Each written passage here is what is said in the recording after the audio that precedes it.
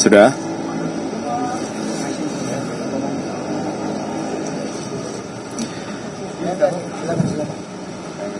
Baik, selamat siang rekan-rekan media. Yang saya hormati Pak Kapolri beserta Kabarekam Pangkogap 1 selaku Pangkogap Kes4 untuk PAM KTT 43. Baru saja tadi saya bersama Pak Kapolri untuk melihat pusat kendali operasi Pusdal Op di posko utama PAM KTT 43 ini di markas Merdeka Barat ini dan untuk Mabes TNI di Merdeka Barat ini. Jadi alhamdulillah sampai siang ini, ya mulai awal sampai siang ini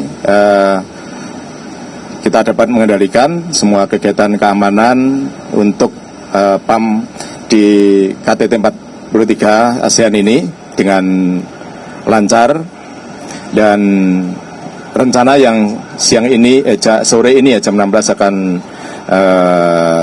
close ceremony. Tentunya kita masih memantau untuk kepulangan dari para delegasi.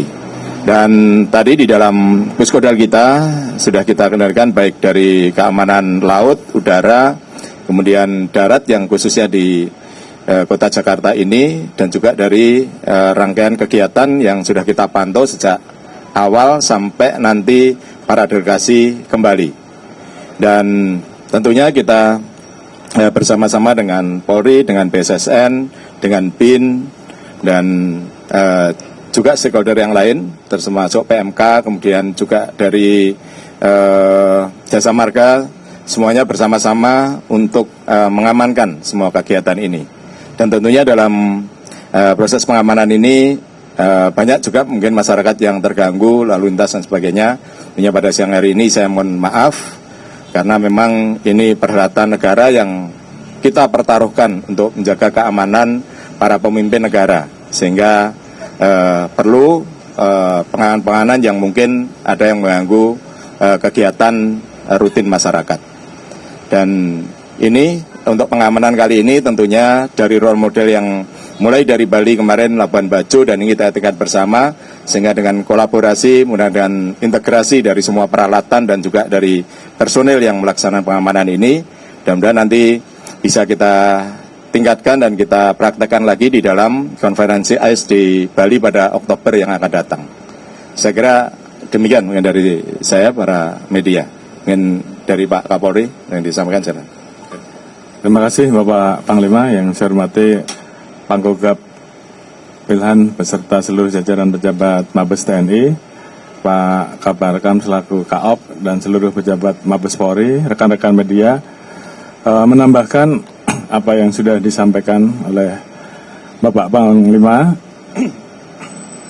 Alhamdulillah sampai dengan hari ini seluruh rangkaian pengamanan kegiatan KTT ASEAN ke-34 berjalan dengan aman dan terkendali, sebagaimana disampaikan oleh Bapak Panglima bahwa beliau sebagai ketua dan kami sebagai anggota pengamanan tentunya terus berkoordinasi untuk memastikan bahwa seluruh rangkaian kegiatan pengamanan bisa berjalan dengan baik.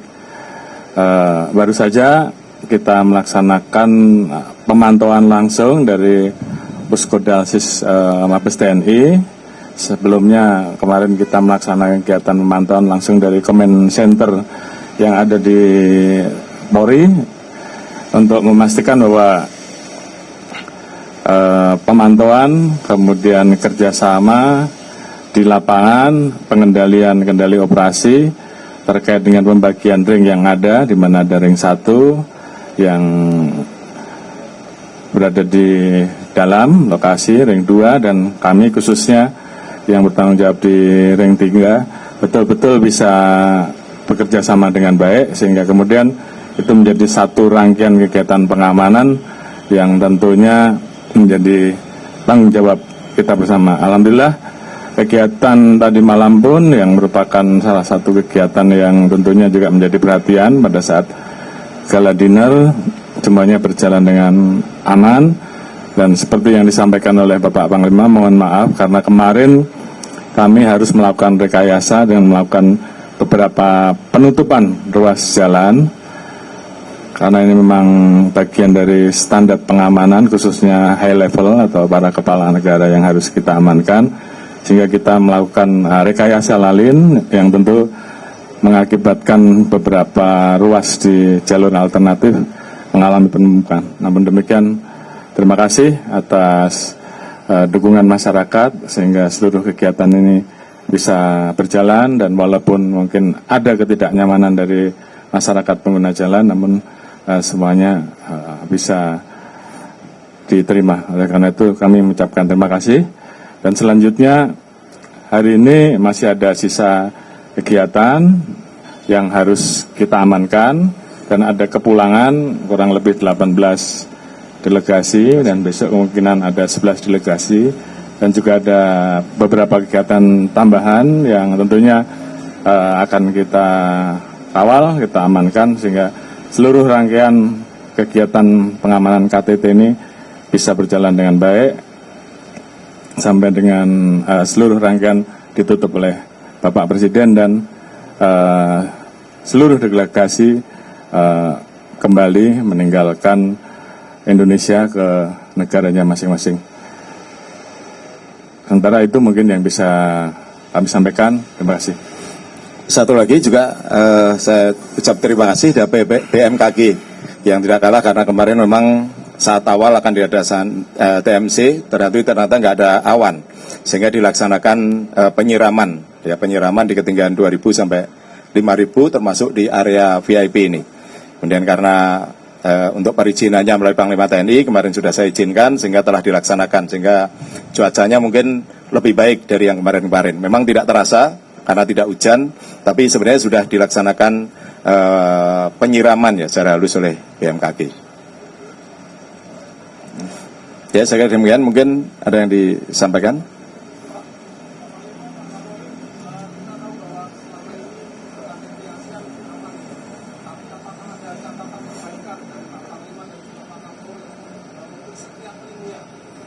Ya, tentunya menjadi evaluasi kita, ya terutama juga tadi ya, karena ini di Jakarta dari kemacetan, kemudian mungkin ada hal yang terganggu masyarakat, dan juga tentang ini memang terjadi lebih baik dari yang kemarin di Bali maupun di Labuan Bajo, karena terjadi integrasi yang kebersamaan, sehingga di dalam setiap puskodal atau pemantauan ini semua sama. Jadi puskodal TNI, puskodal Polri, puskodal BAIS, kemudian BIN, hampir semua sama karena memang terkonek.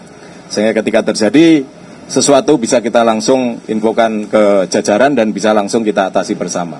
Termasuk untuk anti drone, karena di era informasi yang sekarang kemajuan teknologi ini kan tidak menutup kemungkinan ancaman drone. Sehingga kita juga ada peralatan naik drone dari Koopsus yang kemarin juga dilaksanakan secara mobile, dan tentunya juga sudah berhasil untuk menurunkan drone-drone yang tidak berizin. Ya, ini tentunya nanti ke depan akan terus kita perbaiki, dan hal-hal yang sudah kita laksanakan sudah 3 kali ini tentunya menjadi evaluasi. Ke depan juga harus lebih baik lagi.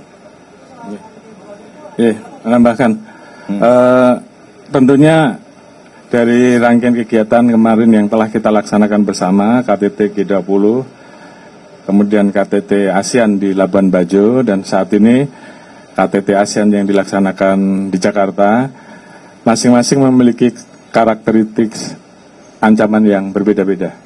Sehingga tentunya kami selalu melakukan evaluasi terhadap apa yang harus kita lakukan di titik-titik tersebut. Khususnya yang sekarang, karena memang Jakarta adalah pusat dari semua tempat kegiatan, sehingga tentunya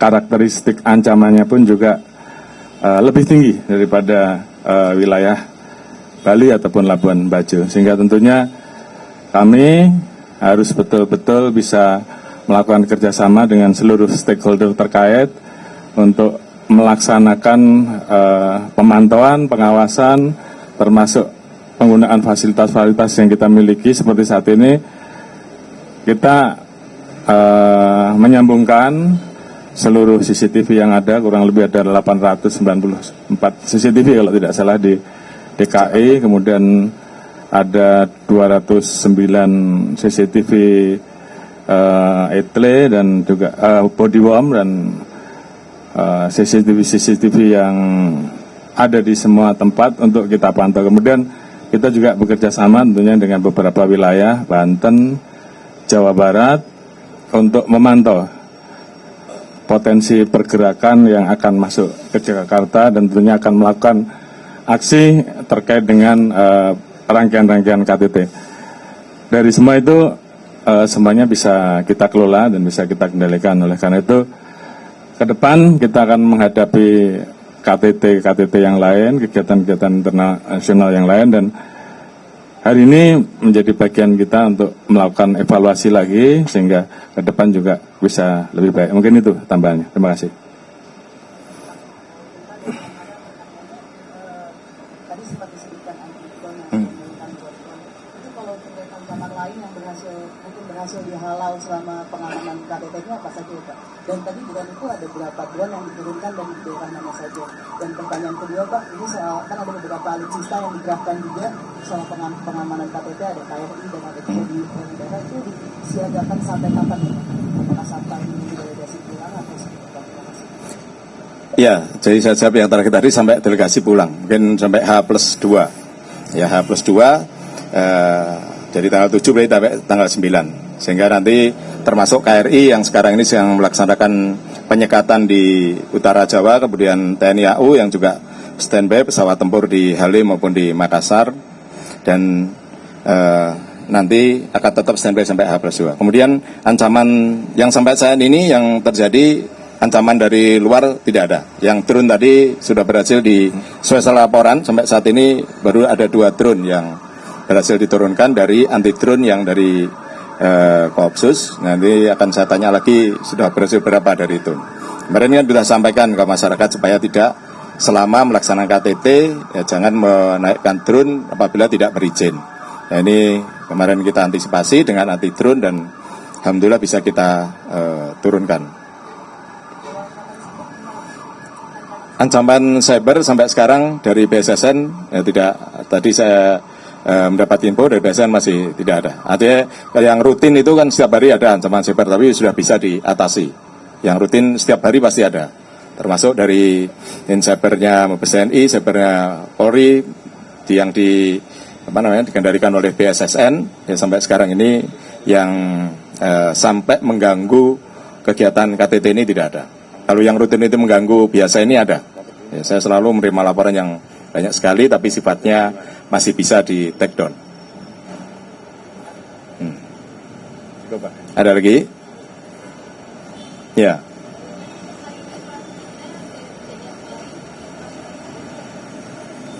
Masyarakat mengatakan bahwa adanya kurangnya sosialisasi mengenai rekayasa lalu lintas untuk hari ini dengan keesokan hari atau hari selanjutnya hingga tanggal 9, apakah masih tetap diadakan? Itu pertanyaan pertama. Dan pertanyaan kedua terkait kasus rusuh di Pulau Rempang, Kepri. Bagaimana tanggapannya Pak? Terima kasih.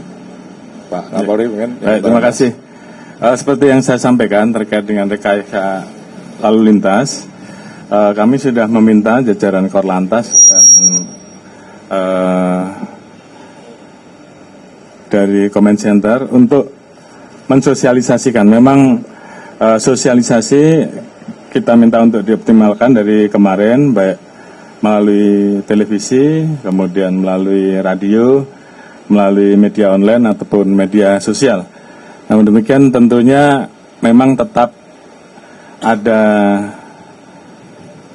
titik-titik yang padat, karena memang di himbauan kami hindari titik dan kalau bisa hindari bepergian di jam tersebut. Namun kalau memang tetap melaksanakan kegiatan mau tidak mau harus masuk ke jalur alternatif, karena jalur utama memang kita lakukan penutupan di beberapa ruas tertentu. Tentunya informasi ini akan terus kita sosialisasikan, kita informasikan sehingga masyarakat atau pengguna jalan yang akan menggunakan atau melewati rute kemudian bisa mengambil jalur-jalur alternatif yang sudah disiapkan. Dan ini akan kita sampaikan kembali. Terima kasih atas pertanyaannya. Kemudian terkait dengan Pulau Rempang seperti kita ketahui bahwa di sana ada kegiatan terkait dengan pembebasan atau mengembalikan kembali lahan milik Otoritas Batam yang saat ini mungkin dikuasai oleh beberapa kelompok masyarakat. Karena memang ada kegiatan yang akan digunakan oleh BP Batam. Tentunya langkah-langkah yang dilaksanakan oleh BP Batam mulai dari musyawarah, kemudian mempersiapkan relokasi, termasuk ganti rugi terhadap masyarakat yang mungkin telah menggunakan lahan-lahan ataupun tanah yang ada di situ, itu sudah dilakukan. Namun demikian, karena ada beberapa aksi yang kemudian hari ini dilakukan upaya-upaya penertiban. Namun demikian tentunya upaya musyawarah, upaya sosialisasi, penyelesaian dengan musyawarah mufakat tentunya menjadi prioritas. Sehingga kemudian masalah di Batam, di Pulau Rempang betul-betul bisa diselesaikan. Terima kasih. Ya, saya kira demikian rekan-rekan media. Terima kasih, selamat siang.